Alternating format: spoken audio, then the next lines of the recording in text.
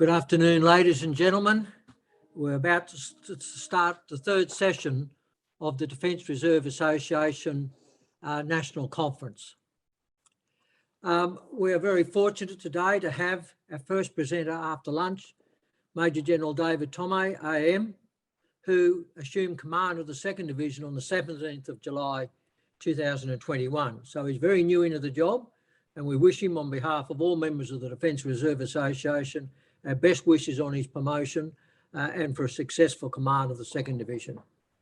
Major General Thomae joined the Army in 1985, graduating from the Royal Military College to the Royal Australian Infantry Corps. His regimental service was with the 2nd, 4th and the 6th Battalions of the Royal Australian Regiment, the 16th Battalion of the Royal Western Australian Regiment, the 25th Battalion of the 9th Battalion of the Royal Queensland Regiment, which he commanded in 2007 and 8.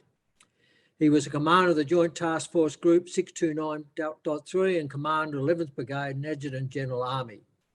His operational experience includes being a military observer with the United Nations Truce Supervision Organisation in Lebanon and Syria, a company commander with the United Nations Transitional Administration East Timor, and senior military advisor to the Special Representative to the Secretary General of the United Nations Assistance Mission for Iraq.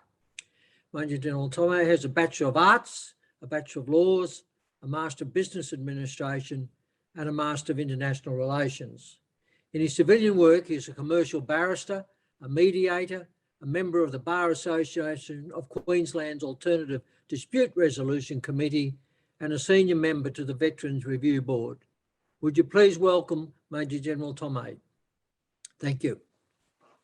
Thank you, Paul, and good afternoon. I'd like to acknowledge Defence Reserve Association President, Major General Paul Irving, the DRA Executive and Association members, colleagues from the Australian Defence Force, ladies and gentlemen.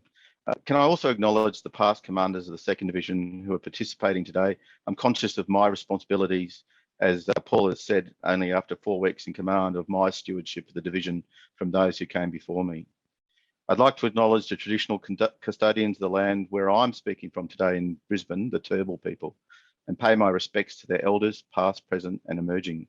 I would also like to pay respects to the Aboriginal and Torres Strait Islander men and women who have contributed to the defence of Australia in time of peace and war, and particularly those who have served or are serving as reservists in the Australian Defence Force. Thank you for this opportunity to address the Association during what is a dynamic and challenging period for the 2nd Division, and more generally for the Australian Defence Force Reserves.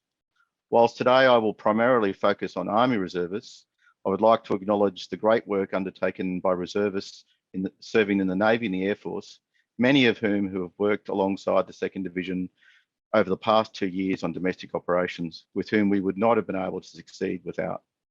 Also, I would like to publicly acknowledge the achievements of my predecessor, Major General Kath Campbell, during her 2.5 years of command of the division. She provided great vision and strong leadership during a period where record numbers of reserve personnel were deployed on domestic operations, particularly Op Bushfire Assist and Op COVID Assist, including the first use of the call-out legislation, which we'll talk about in a bit detail later on. On behalf of the division, we wish her the very best in her important appointment as Secretary of the Department of Foreign Affairs and Trade. Our loss is their gain. And from previous speakers, you would note the importance of DFAT in our current strategic environment. Since early 2020, 3,688 2nd Division members deployed on Operation Bushfire Assist. 4,371 and counting 2nd Division members have deployed on Operation COVID Assist. 172 on Operation Resolute and 378 on Operation New South Wales Flood Assist. This is a rate of effort unseen by the division in peacetime before. The men and women of the 2nd Division continue to be ready to assist the government to respond to significant domestic crises across the nation, in addition to supporting offshore operations and force modernisation for what is an unpredictable decade ahead. The conference's theme, "If you want peace, prepare for war," the contingent role and tasks for the ADF reserves, is timely. The government's 2020 Defence Strategic Update and the Force Structure Plan poses the contemporary challenge to Australia's strategic environment where major power competition has intensified. Defence's strategic objectives have been cast by government as the deployment of military power to shape Australia's strategic environment, deter actions against our interests, and when required, respond with credible military force. Army's response to the Defence Strategic Update and Force Structure Plan is contained in the Chief of Army's second edition of the document titled Army's Contribution to Defence Strategy. This articulates the Chief's vision through the concepts of accelerated warfare and an army in motion to support the Australian Defence Force in confronting the challenges here and now and concurrently preparing for the environment and new capabilities detailed in the Defence Strategic Update and Force Structure Plan. Central to Army's capacity to prepare teams for the Joint Force comes from making use of the total workforce as one Army, full-time, flexible work, part-time, contingent work contractors, and the Australian Public Service. This is no lip service to describing the importance of reserves to Army's capability. Army reservists, as part of one Army, are central to all of Army's planning as contained in the Army Objective Force. Army's Director General of Future Land Warfare, Brigadier Ian Langford, will talk to Army Objective Force shortly. I will focus on the 2nd Division's role in meeting Army's contribution to the Joint Force in the context of the Defence Mobilisation Strategic Framework. There is a common public perception that mobilisation requires only a significant increase in the military workforce to meet an external strategic threat. This is consistent with Australia's historical national response to World War I and World War II, where the Defence Forces were significantly increased from a small standing force with the luxury of relatively long mobilisation lead times to meet the threat environment. The Defence Strategic Update provides a stark contrast to our historical experience of national mobilisation. It speaks to the previous defence planning of 10-year strategic warning for a major conventional attack on Australia as no longer being appropriate. Instead, coercion, competition and grey zone activities affecting Australia's interests are occurring now and means that Australia can no longer rely on a timely warning ahead of a conflict occurring. Taking that strategic context in contemporary Australian Defence Force parlance, as Commodore Michael Turner stated earlier, strategic mobilisation is defined as the act of generating additional capability and capacity beyond Defence's current scope and scale by increasing the defence budget, redirecting workforce and reallocating or repurposing defence and other government, commercial or community resources to achieve government objectives. Accordingly, reserve forces enable scaling of military power within the strategic mobilisation framework by drawing upon an otherwise part-time force. Individuals and force elements with baseline training can be made available for duty with or in support of regular units on operations. This was and still is a cost-effective model of scaling military capacity rather than maintaining a large standing force. This fundamental logic has withstood the test of time.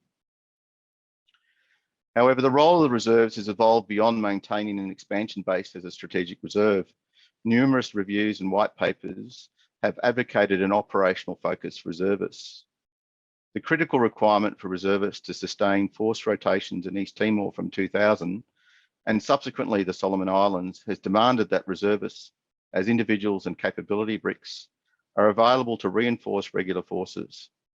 This emphasis on reservists providing operational capability has seen reservists on every operation the Australian Defence Force has undertaken in the last 20 years.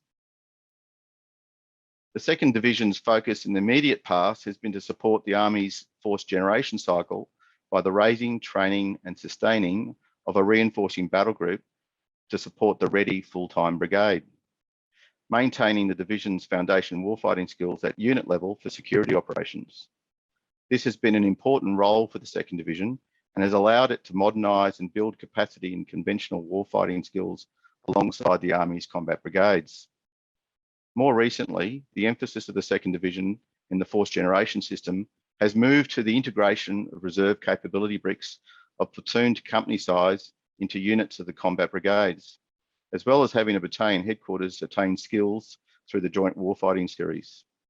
This approach provides opportunities for the Division to build the foundation warfighting skills of its junior leaders and soldiers, provide confidence in the capacity of reservists to integrate effectively with their full-time peers, as well as providing the opportunity for a battalion headquarters to be enabled to train effectively to plan and execute tactical operations. Crystallising from the lessons of the Royal Commission into national natural disaster arrangements, the Australian Defence Force's lived experience from late 2019 on Operation Bushfire Assist, following then on Operation COVID Assist, and amplified more recently by Operation Flood Assist in New South Wales, the Chief of Army has directed that the role of the 2nd Division pivot to having primary responsibility for Army's contribution to domestic disaster relief and domestic security support tasks. You heard earlier today the Minister of Defence talk to this important role for the 2nd Division and reserves generally. The stated mission of the 2nd Division is to meet this new role is to generate land capabilities for the Joint Force and to command assigned contingency response forces in order to meet directed domestic operational requirements. The first part of that role to generate land capabilities for the Joint Force is not materially different from our previous role, in that it provides for Army to direct the 2nd Division to generate specific land capabilities, as it has already been doing so. For example, the civil military cooperation function that exclusively resides in the 2nd Division, or the emergency support force function in each of the states during the high-risk weather season. The capacity of the 2nd Division to support the Australian Defence Force for domestic operations has long been proven with a consistent ability to meet the short notice requirements for defence assistance to the civil community from all the states and territories for natural disasters and more recently for the COVID pandemic. To be clear, the responsibility for domestic operations does not replace the requirement to develop foundation warfighting skills in reserve soldiers.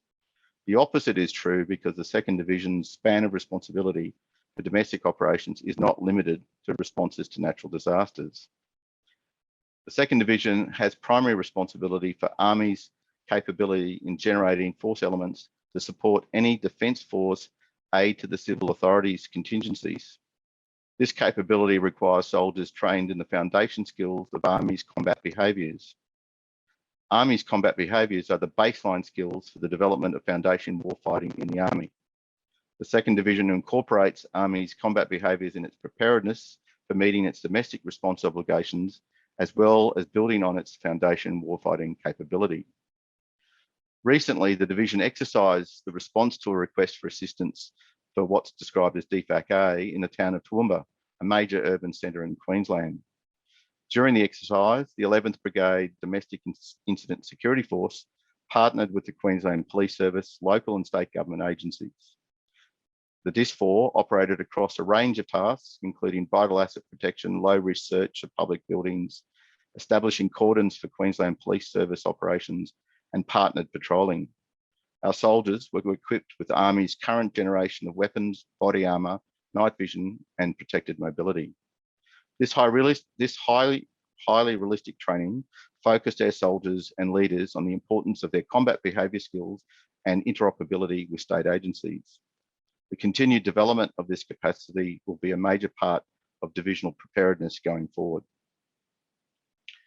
As to the command responsibility for assigned contingency response forces, key lessons from the Royal Commission and Defence's lessons have identified the need for the Australian Defence Force to maintain enduring relationships with the state and territory emergency management framework, rather than in response to a crisis, having enduring and persistent relationships. You heard Air Vice Marshal Rob Chipman speak to that earlier. The 2nd Division is uniquely placed within the Australian Defence Force to provide the C2 architecture and force elements to meet short notice domestic operational requirements across Australia. We are able to utilise the extant formation headquarters in each of the mainland states, with additional reserve nodes in Tasmania, the Australian Capital Territory and the Northern Territory through the Regional Force Surveillance Group. The Division's countrywide disposition, long-standing and enduring community links, and a proven capacity to respond to short notice domestic crisis underpins the capability of the Army Reserve. As an observation, during the height of Australian Defence Force support to Operation COVID Assist, the 2nd Division's depots in regional and remote locations were extensively used to support and sustain operations. This experience has reinforced my view on the importance of the Division's regional footprint to support national resilience for the Defence of Australia. Of particular significance in the Australian Defence Force response to domestic operations has been the establishment of Joint Task Force 629. This National Joint Task Force was initially raised by the Chief of the Defence Force to command force elements for Operation Covert Assist, largely drawing upon the 2nd Division for C2 and force elements. As the Joint Task Group Commander in Queensland from late March 2020, it was an odd experience in the early period of the Joint Task Force to see the bulk of full-time elements of the Australian Defence Force in home isolation, whilst reservists were taking on the bulk of the responsibility for the operation.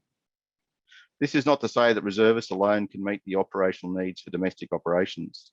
Reservists have limited endurance and mass on operations due to their competing civilian work obligations, such that full-time forces are required to sustain operations beyond reserve capacity short of call-out.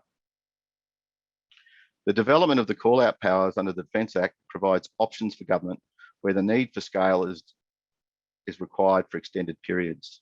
I will speak specifically to those powers and their significance shortly. Joint Task Force 629 has been retained by the Chief of the Defence Force for the present time to provide the C2 along with the state and territory-based joint task groups for all domestic operations, including responses to natural disasters. Importantly for me, the Joint Task Force headquarters is primarily staffed by Headquarters 2nd Division, and the same applies for the joint task groups being drawn from the reserve formations, conforming to the Chief of Army's intent on the role of the 2nd Division to command assigned contingency response forces for directed domestic operational requirements. There is clearly an increased appetite from government for the Australian Defence Force to contribute to domestic contingency responses. This is clear from numerous recent high-profile deployments, including this weekend in response to what's going on in New South Wales. Similarly, reserve contributions have been crucial in Operation Covert Assist. This operation has now been running continuously for almost 18 months. And as the most recent deployment of Australian Defence Force personnel, including reservists from the 2nd Division, is likely to require ongoing commitment of Australian Defence Force resources. Operation Bushfire Assist marked the first time the Australian government has ever used the call-out powers to bring reservists onto an operation. This is of profound importance to the subject matter of this conference. Reflecting on the definition I provided earlier for strategic mobilisation, the use of the call-out powers provides the mechanism for scaling the Australian Defence Force response to meet threats, domestic or otherwise. I'd just like to move on to some of the collective training that the Division's been doing to demonstrate our integration with the combat brigades. Exercise Talisman Sabre was conducted last month with more than 17,000 Army, Navy and Air Force partnering with troops from the US and contingents from the United Kingdom, Canada, Japan and the Republic of Korea. This high-end warfighting exercise is conducted biennially and is designed to enhance interoperability between the Australian Defence Force and its allies. Despite all the COVID interruptions, the 2nd Division contributed almost 300 soldiers to the exercise, integrating with the 3rd Combat Brigade to successfully complete a range of warfighting tasks. When I visited the exercise, I was impressed with how effectively our soldiers had integrated with the full-time units. And this was especially so with the 1st Battalion and the Royal Australian Regiment. Our soldiers deployed with the same enhanced weapons, uniforms, body armour and protected mobility, and were able to integrate seamlessly and improve their skills with one of Army's high readiness infantry battalions. In addition to leading Australia's domestic operations and training for foundation warfighting, the Division continues to support the defence of Australia's maritime approaches through Operation Resolute. 2nd Division personnel have been deployed with the transit security element so far this year, and they deploy from Darwin in support of Maritime Border Command. These are reservists who are prepared to leave their families and negotiate their absence with their civilian employers to undertake a 6-month rotation deployment. They undertake vital security tasks, often in dangerous circumstances and in very remote areas. Additionally, the Regional Force Surveillance Group, also part of the 2nd Division, is tasked to provide a remote area land and littoral surveillance reconnaissance capability in Australia's north and northwest. The group consists of 3 regional force surveillance units, the Pilbara Regiment, North Force, and the 51st Battalion Far North Queensland Regiment, and they conduct persistent surveillance tasks as a key Army contribution to Operation Resolute. The RFSU's presence in the north provides physical eyes and ears on the ground in a strategically important region. Noteworthy also is their lead in developing and encouraging Indigenous participation in the Australian Defence Force. Noting that Brigadier Ian Langford will talk to the future of the Army under the Army Objective Force, I will only talk to a couple of the work packages in the Army Force Structure Implementation Plan. First, in 2022, it is planned that the 2nd Division will transition from Forces Command to form as a functional command directly to Army Headquarters. This is an important transformation for the division as it matures in its responsibility for domestic operations. Augmentation of the headquarters full-time workforce has been carefully calibrated to achieve functional command status without duplication of back-of-house functions that have resided in Forces Command. Second, the initiative's been undertaken in 13 Brigade in Western Australia to trial workplace reforms and establish new capabilities, including the re-raising of the storied unit, the 10th Light Horse, as a regiment, and the introduction into service of the Hawkeye protected mobility vehicle to that unit, as well as the nascent littoral capability being developed in the 16th Battalion, the Royal Western Australian Regiment, provides concrete examples where Army seeks to foster innovation and enhance capability in a strategically important region of Australia. Third and lastly, the work being undertaken as part of the Future Ready workforce is opening the aperture to include reservists in what have been traditionally full-time roles. An example is the creation of reservist positions within the aviation stream to harness a broad range of skills to build capability. Recognition of civilian qualifications to allow workforce flexibility has long been a desirable outcome for the employment of reservists, and this is a key focus of Army to future ready its workforce. Partnerships with civilian employers like BHP in Western Australia to generate highly technical engineering skills is an example where Army is looking to be more agile and responsive to workforce needs. Flexible approaches to entry standards and training levels are part of the work being done to better leverage the avenues to recruit critical skills into Army. Just in conclusion, I'm grateful for the opportunity to share with you today how the 2nd Division contributes to the Army and the Australian Defence Force. The division has, by its actions, demonstrated its inherent capacity to provide the C2 architecture for domestic operations and for its soldiers to meet short notice contingency requirements. The division, as it evolves into a functional command, charged with the responsibility for Army's domestic response obligation, has an important and growing role within the strategic mobilisation framework. The division's success is firmly grounded in its connection to the communities it draws from, the quality of the training the Army training system provides, the equipment it continually modernises with, and most importantly, the people who commit to serving their nation. Army's modernisation and reliance on the total workforce to achieve government's strategic requirements means that the 2nd Division will continue to play an important role in defending the nation. As the newly appointed commander of the 2nd Division, I'm proud of what the division has achieved over the past 18 months. We will continue to support the Army and the Australian Defence Forces during these challenging times, whilst prepared for any future contingency. Thank you for your time.